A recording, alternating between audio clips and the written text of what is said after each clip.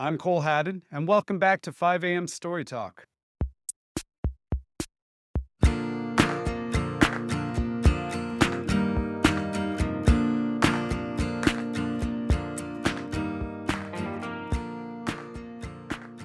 Welcome back, Story Talkers. This is part 2 of the epic 4-part podcast story, The Horror of Dracula, the unbelievable true story of the 2013 TV series. A series I created that became so notorious in 2 different countries' film TV industries that I was still getting hit with, "Is it true what I heard about Dracula?" questions a decade later.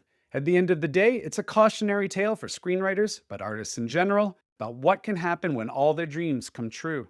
Now, if you haven't listened to part 1 of this story yet, you should probably do that to catch yourself up on the nightmarish shenanigans I somehow lived through between 2011 and 2014. Years later, I came to realize I had a nervous breakdown because of what I experienced. My career was damaged for several years as a result, too. Realistically, maybe it's never fully recovered, but that's all the more reason for you to listen on and find out how you can avoid a similar fate if you're lucky enough to sell a TV series in Hollywood. As a quick reminder about where we left off, after being asked in 2011 to develop a TV series pitch inspired by Bram Stoker's Dracula, I sold that pitch to NBC with the help of producers Mr. Smiley and Mr. English. That pitch would eventually turn into a TV pilot script that received an extraordinarily rare straight-to-series greenlight. NBC and Sky would produce. It starred Jonathan Rhys Meyers as the Bloodsucker and a slew of other brilliant actors you can learn more about in the show notes. It premiered on October 25th, 2013, and ran for 1 season before it was canceled for a lot of reasons, many of which overlap with why I struggle to recall the Dracula experience without immediately screaming. What follows is part 2 of The Horror of Dracula. The final 2 episodes will be published next week. Each episode is constructed from details largely drawn from personal emails, which is why dates and even times of the day are so precise. Things are about to take a very, very dark turn.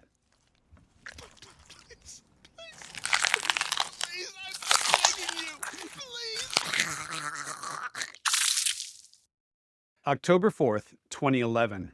I'm getting married in 11 days, but instead of thinking about my wedding, I'm thinking about Dracula. There's no contract yet, but my lawyer has told me I can feel confident there will be one. I should start work. So I hit send on an email to the producers, submitting a first draft outline for my pilot. October 5th. The producers have already responded to my outline and seem generally very pleased with my work. The notes feel minimal, given what I'm told other writers can encounter when writing pilots. This is my first time writing an episode of television of any kind.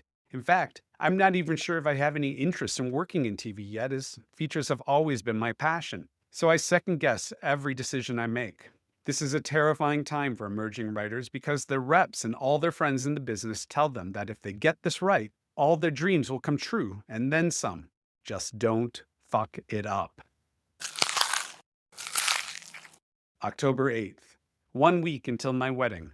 I'm on Mackinac Island, a tiny isolated island off the north coast of Michigan. There aren't even cars here, having been banned more than a century ago. People get around by bicycle and horse and carriage. I shit you not. I receive an email from Mr. Candy, Mr. Smiley's executive. I think these new pages are excellent, and we started in the right place. October 15th. Holy shit, I'm married! October 16th.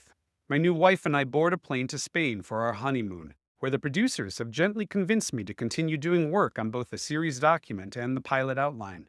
Remember, screenwriters, your joy will never trump other people's need to profit from your hard work. If you let them, they will suck you dry. Pun not intended. October 26th. Jesus Christ. I've sold a feature pitch called I Slay Dragons to director Timur Bekmambetov. This means I've sold 2 projects in the span of 4 weeks. It's finally starting to feel like I can really make a career out of this screenwriting thing. October 30th. I received the following email from the producers, including Mr. English, about my series document. The pages are really working, and they're deep. This will make an extraordinary show. But emails also begin to reveal a serious rift between me and the producers about what the series is. October 31st. More emails are filled with polite disagreements about the nature of this series, specifically focused on who is driving the series. I maintain that Dracula should be a mystery at the heart of the action rather than the central protagonist. To expand upon that, my concern is that if we front-loaded the series with Dracula and reveal all his secrets, take away the mystery as I repeatedly call it, the subsequent narrative will be reduced to a series of soap opera turns and elements uninteresting to most vampire audiences, kind of like politics. I want to instead focus on the surrounding characters, as the novel does, and tell their stories as they react to the sudden arrival of a powerful technological visionary in London, who is, unbeknownst to them, also a vampire master. Season 1 would focus on Dracula and his true machinations slowly being revealed to all, including the audience. Now note here, I'm still on my honeymoon while debating these points. The distraction of this has led to several sleepless nights. I'm narcotizing to try to sleep, with little success. In hindsight, my reaction to these disagreements was over the top, as the real horror of the experience had yet to present itself. I received this email from the producers. We feel strongly that if we are doing Dracula, we should have Dracula/Grayson be our main character and point of view character. This seems obvious in a way, just like Superman or Batman, frankly. This confirms for me that no one involved in adapting Stoker's Dracula, except for me, has ever actually read the novel or seen any serious filmic adaptations of it. This isn't always an issue, but in this case, it's beginning to feel like a pretty big one. One of my reps emails me, I think at this stage, you suck it up. NBC might want an entirely different version. We'll discuss after the NBC meeting. November 3rd. I'm one day back from my honeymoon, blissfully married and professionally frustrated. I meet with the team at NBC who will supervise this project, including the fixer, the executive who brought Dracula into the network. I will repeatedly state that NBC, without fail, were heroes in everything you will hear here, and in any other conversations I ever have here about the Dracula experience. The same can be said about Sky. Now this might be a good time to also exculpate Mr. English. He hasn't yet revealed himself to be one of the heroes of this story either, but will later. Sorry for the spoiler. Mr. English and I enjoyed an excellent working relationship despite a few bumps along the way, all of which I would chalk up to two people working together who respect each other but enjoy independent minds. During this meeting at NBC, the fixer suggests Dracula, the character that is, doesn't even have to be the ace storyline in our series, unknowingly echoing the point I have been trying to make to the producers for a month now. When the producers call later to discuss the meeting, I'm told the fixer is wrong, just as I am. Dracula is our ace storyline. I don't have any choice in the matter. November 8th. I deliver a new pilot outline to the producers, which is, I would estimate, a 50% reinvention of the first draft. November 10th. I meet with the producers to discuss my new outline. It becomes heated because they think everything I'm saying is wrong. I'm shouted at, and a stack of papers is thrown in my general direction. It's a terrifying moment for me because I have no experience dealing with this kind of behavior, at least not as an adult. My father had anger issues, but as a child, I didn't learn how to stand up to that. Unsure what to do, I laugh out loud and declare that this is why I moved to Hollywood, to be in it, to be yelled at by people as accomplished as these producers. In other words, I thank the people shouting at me for shouting at me. Talk about victim mentality. But hey, it works, immediately diffusing the situation. November 11th. The producers email apologies. We all crack jokes about what happened as if it was no big deal and move on. One of them emails me. Hopefully we are retaining the key essentials of your approach that are important to you while taking everything to another level. Even though I disagree with almost everything I'm being asked to do, I try to sound like a team player with the hope that I can use NBC later to fix what is happening. I email back. I never thought I'd be writing typical Hollywood fare as a career, even though that's somehow what I'm now best known for, and what I guess I assumed was being asked from me for this project. So the fact that this show has evolved from something more conventional into a real drama with very sophisticated themes and character work is actually very thrilling for me. Yeah, and that was all bullshit.